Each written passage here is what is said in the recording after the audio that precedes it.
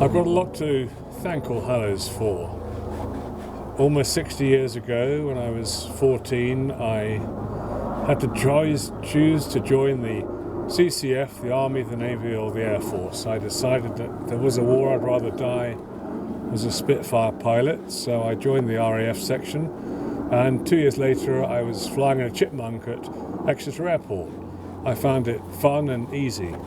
7 or 8 years later, I got my pilot's license and I started to understand the world of aviation. And I enjoyed flying for the next 45 years. I still have a pilot's license now. But in 1996, I was able to start chartering Concorde from Bournemouth Airport. They extended the runway.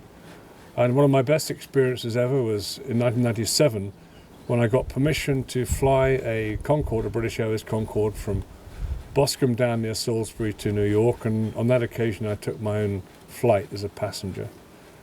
Flew Concorde in 3 hours and 20 minutes to New York, spent one night, and then the following morning flew back into Bournemouth.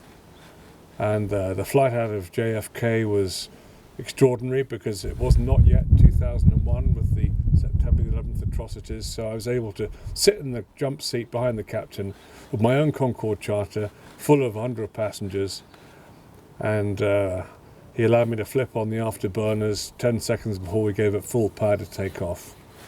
On the way back we burned 80 tons of fuel in 3 hours and 6 minutes, and I was in the cockpit for landing at Bournemouth Airport. And when you come into Bournemouth Airport at 210 miles an hour on the final approach, and the airport's really short, the captain and the first officer were more than slightly nervous.